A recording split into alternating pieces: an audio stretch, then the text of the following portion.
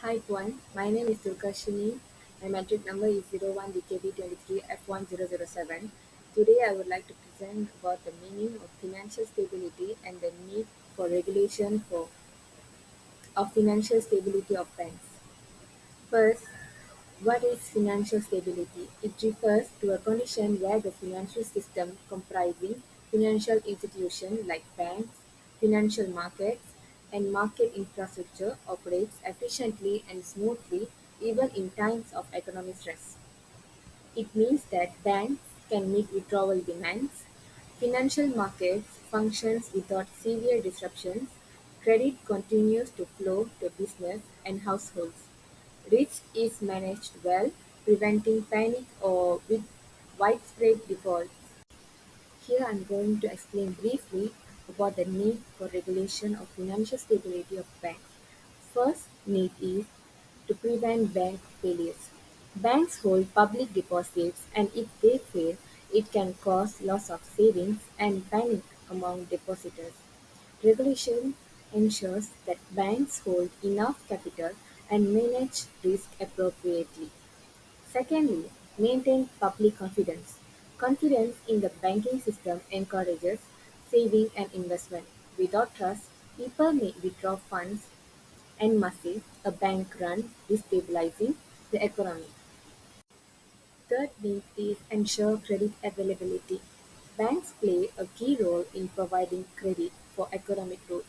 Regulation ensures that they lend responsibly and avoid excessive risk taking. And then protect the economy.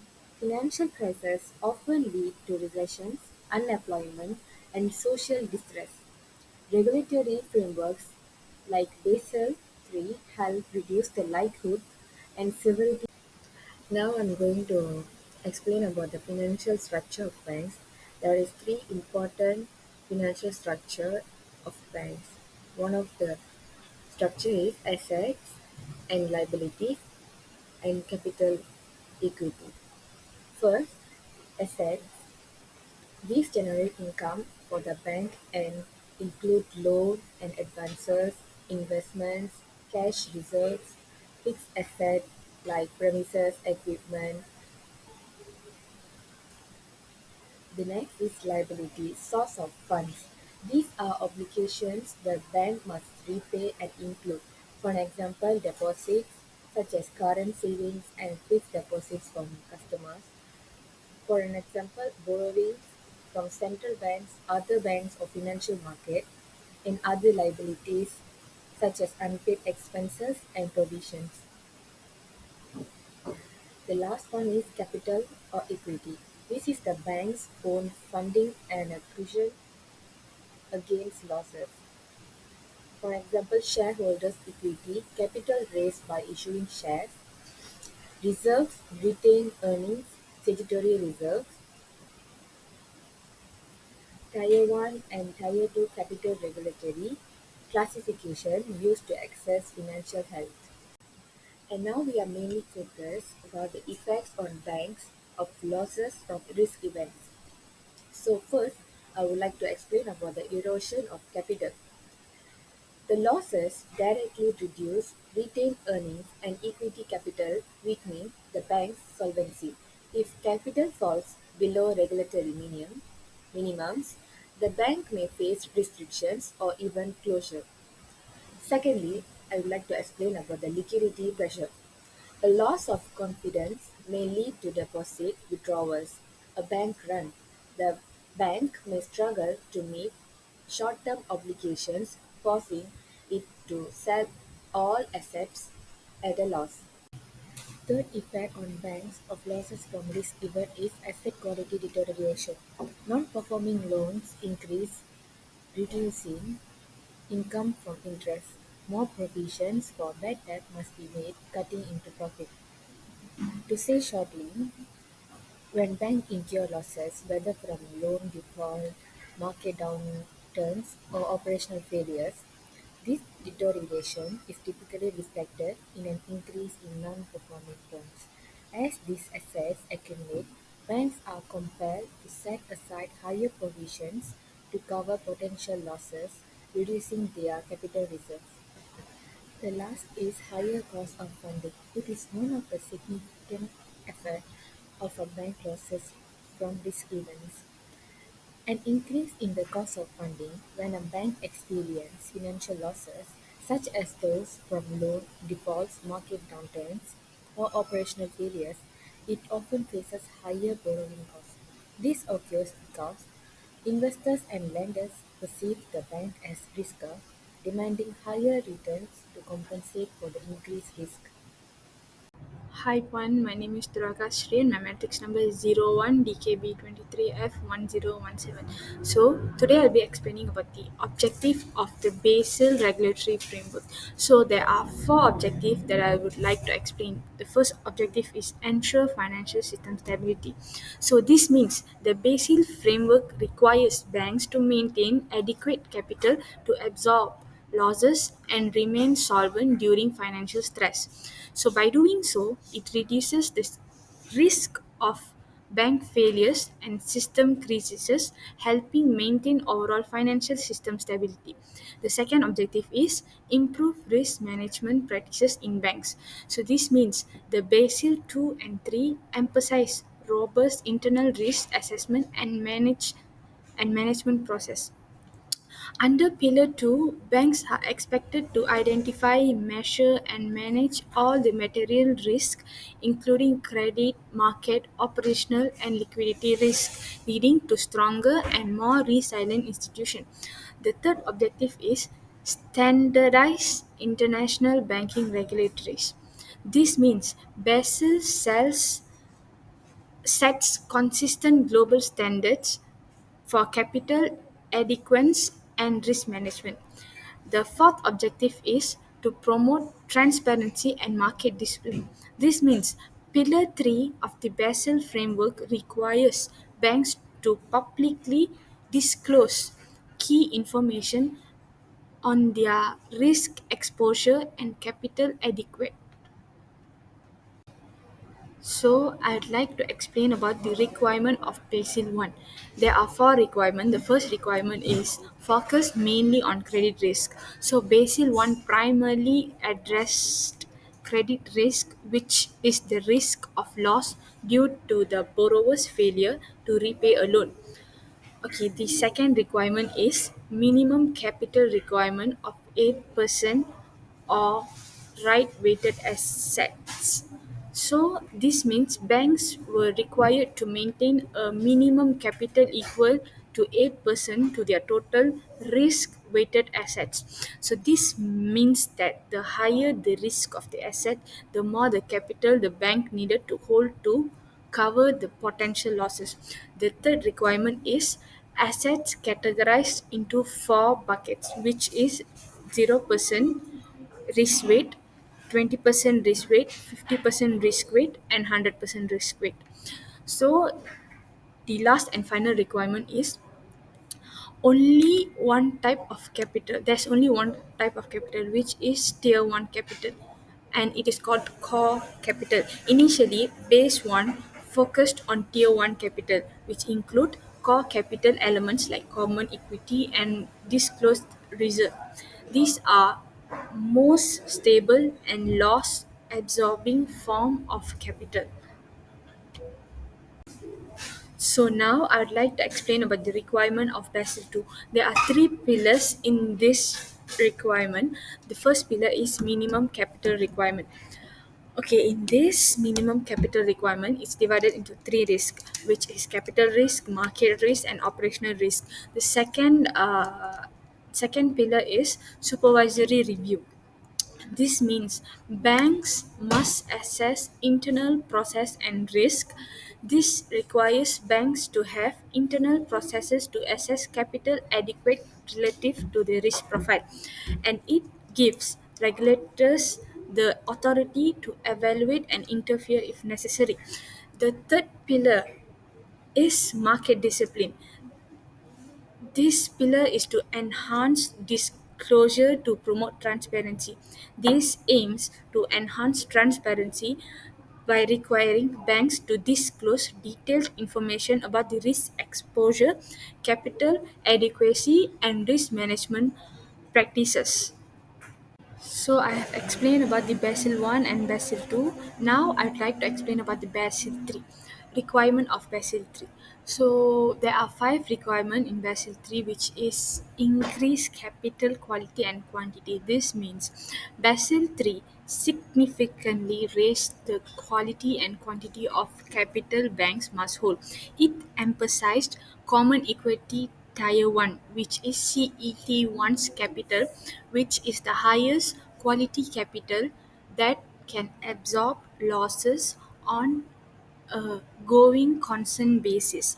The second requirement is minimum common equity Tier 1, which is 4.5%. Banks are required to maintain at least 4.5% of CET1 capital as a percentage of their risk-weighted asset.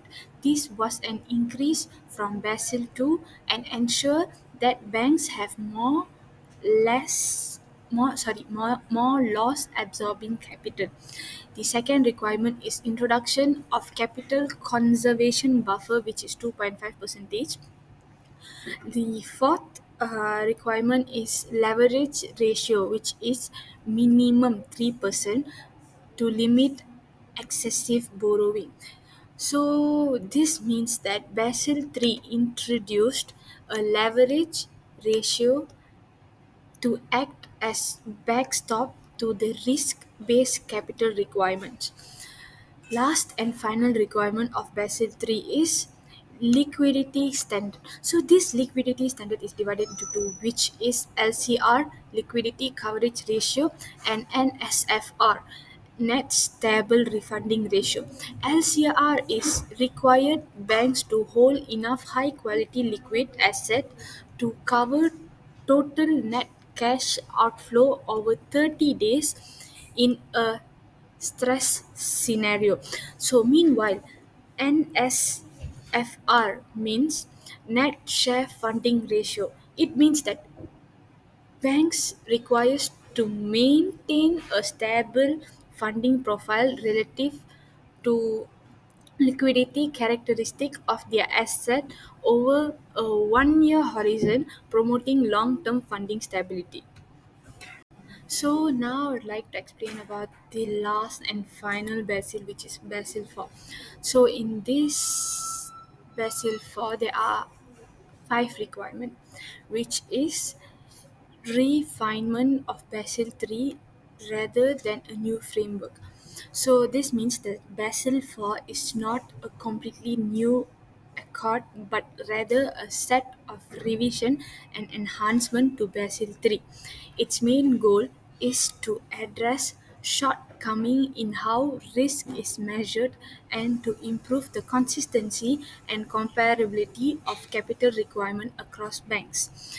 The second requirement is stricter standardized approaches of credit, operational, and market risk. So, base for tighten the rules of standardized approach by making them more risk sensitive and detailed. For an example, the credit risk standardized approach now differentiate more different types of exposures and borrower characteristic, improving accuracy in capital requirement.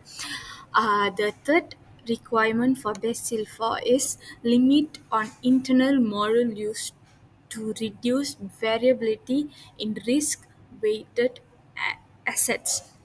So one of the core issues in base 4 is the inconsistency in capital level across banks using the internal models.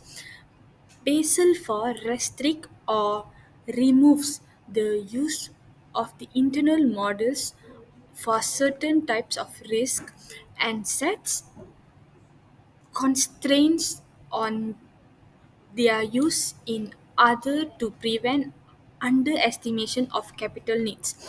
The fourth requirement is the introduction of output floor.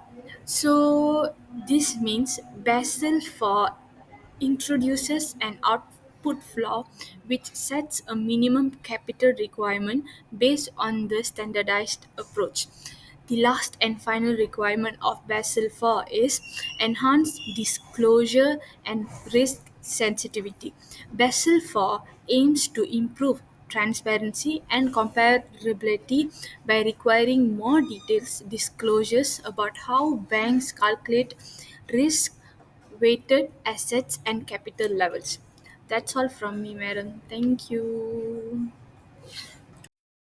Hello everyone, my name is Arittira and my metric number is 01BKB23F1031. So, what is a corporate governance? Corporate governance refers to the system of rules, practice, and process by which a company is direct and controlled. It's like the framework that guides how a company operates, who makes decisions, how those decisions are made, and who is accountable. The key goals of corporate governance are transparency, accountability, and fairness. It ensures that all stakeholders like shareholders, employees, customers, and even the government can trust the organization. Now, when we talk about financial services in Malaysia, governance plays a critical role because these institutions deal with public money. Any lack of accountability can lead to major financial scandals or loss. Strong governance builds investor confidence, reduces the risk of fraud, and ensures better decision making. In Malaysia, regulatory bodies emphasize corporate governance to maintain a trustworthy and stable financial environment, especially after global financial crisis and corporate scandals. There is been a strong push to make governance a top priority. The Malaysian Code on Corporate Governance or MCCG is a guideline issued by the Securities Commission Malaysia. It was introduced to raise the standards of corporate governance in companies, especially those listed on Bursa Malaysia. The code promotes best practice and focus on several key areas like board responsibilities, risk management, stakeholder communication, and business integrity. One unique feature of the MCCG is its apply or explain principle. This means companies are expected to apply the recommended practice or explain why they haven't. This encourages transparency and flexibility. The MCCG is not static, but it's updated regularly to reflect current business challenges. For example, the 2021 update emphasized sustainability and the importance of having diverse and skilled board members. In short, the MCCG helps Malaysian companies build trust, attract investors, and operate responsibility, especially in sectors like finance, where public trust is essential. Now, let's talk about the core principles of corporate governance. These are the foundational values that guide how a company should be run. The first principle is accountability. It means that management and the board must be answerable for their decisions and actions. Roles should be clear and performance should be monitored. Second is transparency. This involves clear, timely, and honest communication. For an example, companies should share accurate financial reports and disclose important decisions so stakeholders are not kept in the dark. Next is responsibility. A company must comply with laws and regulations and make ethical decisions, not just profitable ones. The fourth principle is fairness. All stakeholders, whether shareholders or employees, should be treated equally and justified. There should be no bias or favorism. Finally, independence.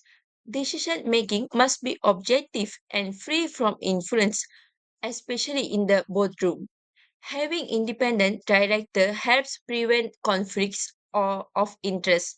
Together, these principles create a culture of trust and integrity in the company, especially vital in financial services where public trust is everything. ICAAP is a process used by banks to make sure they have enough capital to support all types of risks like credit, market and operational risk. It's not just about following regulation but also preparing for future challenge. Banks must review their risk exposure and make sure they are financially strong even in low time. For Islamic bank, ICAAP must follow Sharia principle. They don't use interest-based lending but rely on contract like mudarabah and musyarakah. This bank must plan capital to absorb risks like investment losses and non-compliance with Islamic law. Malaysia also has rule to control large expenses. Bank can lead too much to one borrower. This help reduce the chance of major losses if that borrower default. In Islamic banks, saving and investment account use contract like mudarabah and wakalah. Customer allow the bank to invest on their behalf and profit are shared.